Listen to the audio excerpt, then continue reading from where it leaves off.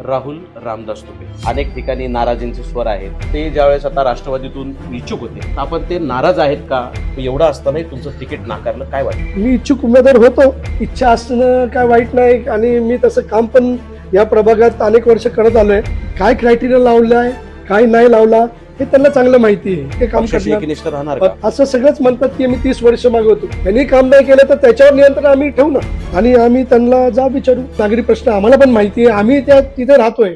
नमस्कार, मी तुषार पायगुडे. महाराष्ट्र स्पेशलच्या विशेष भागात स्वागत आहे. सध्याचं राजकारण पाहता अनेक ठिकाणी नाराजींचे स्वर आहेत. एखाद्या पक्षाने कार्यकर्त्यांनी खूप दिवस काम केलं, परंतु त्याला तिकीट नाही मिळाले, नाराजीच्या वातावरणात आहे. असेच एक उमेदवार, ज्या उमेदवारांचा परिचय करायचा झाला तर देश स्वातंत्र्यानंतर 1947 पासून हडपसरच्या सहकारामध्ये ज्यांचं नाव घेतलं जातं, अशा घराण्याशी त्यांचा संबंध आहे. हडपसरच्या सहकार चळवळीमध्ये जर यशवंत साखरी कारखाना असेल, अण्णासाहेब मगर कॉलेज असेल, त्याचबरोबर पिंपरी चिंचवड महानगरपालिका असेल, कृषी उत्पन्न बाजार समिती असेल, आशिया खंडातली शेतकऱ्यांची सामुदायिक शेती प्रकल्प, त्याचबरोबर शेतकऱ्यांना स्वतःची बाजारपेठ मिळवून देणाऱ्या अण्णासाहेब मगर यांच्या कुटुंबाशी ज्यांचा संबंध आहे, ज्यांच्या सहकारातून त्यांच्या हडपसरच्या विकासाचे खरे शिल्पकार म्हटलं जातं, अशा चळवळीतलं त्यांचं घर आहे. ते ज्यावेळेस आता राष्ट्रवादीतून इच्छुक होते, आपण ते नाराज आहेत का किंवा त्यांच्याशी दिलखुलास गप्पा मारणार आहोत की तुम्ही आत्ताच्या ज्या राजकारणात तुम्ही सक्रिय इतक्या दिवसापासून नव्हता, तुम्ही सामाजिक कामं अनेक दिवसापासून करताय, अनेक गरजू विद्यार्थ्यांना तुम्ही शिक्षणासाठी प्रवृत्त केलं, अनेक व्यावसायिकांना व्यवसाय उभा केला. ही सगळी परिस्थिती असताना जर आता तुम्ही राष्ट्रवादीतून इच्छुकतेची उमेदवारी मागितली होती, त्यामध्ये शरद पवार असतील, अजितदादा असेल, ते तुमच्या घराशी अत्यंत निगडीतचे संबंध आहेत. एवढं असतानाही तुमचं तिकीट नाकारलं, काय वाटतं तुम्हाला? कसं असतं, तुम्ही जेव्हा समाजकारण करत असता तेव्हा राजकारण हा भाग किती येतो त्याच्यात मला माहित नाही. आमचं कुटुंब नेहमीच सहकारातलं आहे. त्यांनी 80% समाजकारण केलंय आणि 20% राजकारण केलंय आमच्या घराण्याने. म्हणजे माझे मोठे चुलते असतील किंवा त्यांचे 2 नंबरचे आमचे चुलते असतील, नरसिंग तुपे असतील, दत्तोबा तुपे असतील, यांनी सहकारामध्ये काम केलं. यांनी हाच दृष्टिकोन ठेवला की राजकारण 10-20% करायचं, तेवढ्या पुढचं. त्यातून मी अनेक वर्ष माझ्या वडिलांच्या नावाने रामदास तुकाराम तुपे प्रतिष्ठानची एक ट्रस्ट आहे, त्यात गेले 20 वर्ष काम करतोय. अनेक प्रश्न सोडवतो. या भागातले अनेक विद्यार्थी असतील, व्यावसायिक असतील, जे काही खालच्या रंजले गाजलेली लोक, खालच्या तळ्यातली लोक असतील, ते बिनधास्तपणे माझ्याकडे येतात आणि त्यांना असं कधीच भेदभाव वाटत नाही. का तर हे माझ्या वडिलोपार्जित, म्हणजे आमच्या चुलत्यांनी तेवढं कम्फर्ट दिलं त्यांना.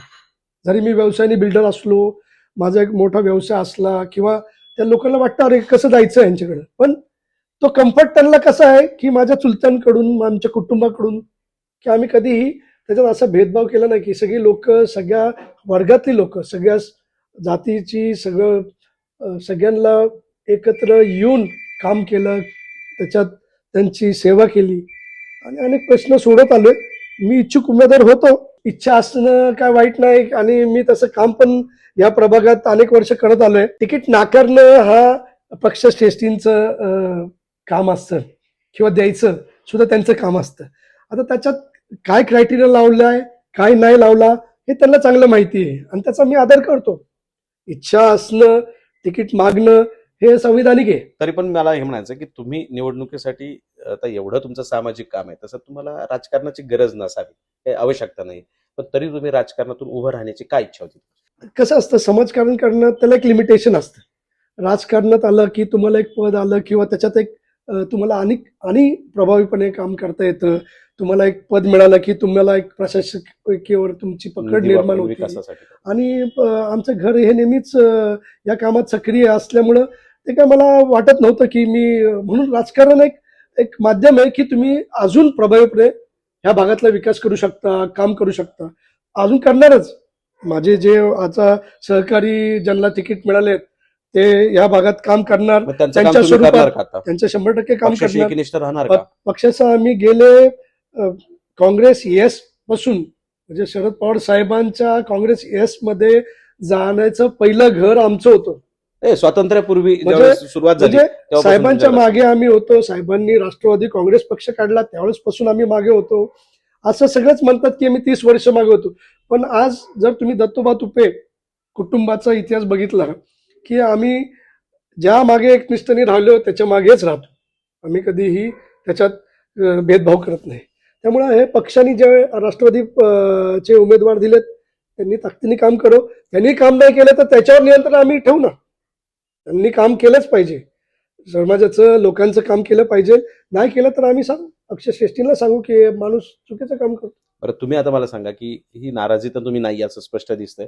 कारण नाराज होण्याचं काहीच कारण नाही, कारण तुमच्याकडे जर बघितला, तुमचा वारसा जर बघितला तर तो फार मोठा आहे, दिग्गज आहे.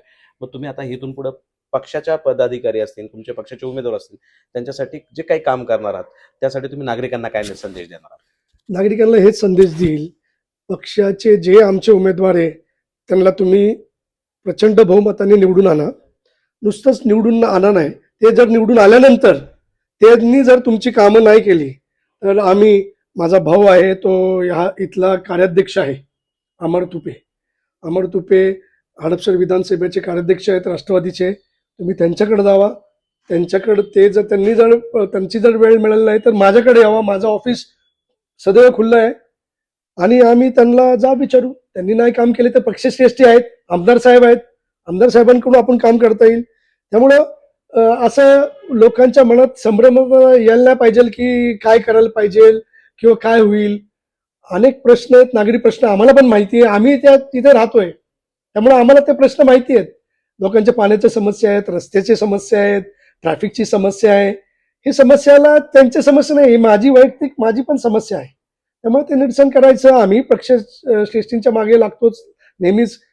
दादा सक्रिय असतात या भागात, येत तेवढे असतात दादांचे. आमदार साहेब त्यांच्या मागे असतात. त्यामुळं असं वाटत नाही की काही काम निवडून आल्यावर त्या उलट इतक्या 8 वर्षात इलेक्शन झाल्या नव्हत्या, आता इलेक्शन होतात. आता जरा प्रशासकांच्या ऐवजी निवडणुकीत ते तुमचे लोकप्रतिनिधी येतील. लोकप्रतिनिधी आल्यावर आम्हाला त्यांच्या मागे लागता येईल, त्यांना पण प्रभावीपणे काम करता येईल. म्हणजे तुम्ही आता पक्षाचं एकनिष्ठपणे काम करणार आहात. हो, त्याच्यात काय संदेह नाही. ते होते राहुल रामदास तुपे, ज्यांचा इतिहास म्हणजे ज्यांच्या पारंपरिकपासून स्वातंत्र्याच्या चळवळीनंतर आपल्या हडपसरच्या विकासासाठी खूप मोठं सहकार्य, सिंहाचा वाटा त्यांच्या घराण्याचा आहे. त्यामुळे नाराज होणं नाही, परंतु जर नगरसेवकाच्या इलेक्शनला उभे राहिले असते, विजय झाले असते तर विकासाला त्यांचा हातभार लागला असता आणि अत्याधुनिक पद्धतीने आपल्या शहराचा जो वारसा त्यांचा मिळालेला आहे त्या वारसानुसार इथल्या सगळ्या कोपऱ्याची माहिती होती. त्या माहितीच्या आधारे त्यांनी निश्चित चांगला विकास केला असता, हडपसरचा चेहरा मोहरा बदलला असता. धन्यवाद राहुलजी. थँक्यू. नमस्ते.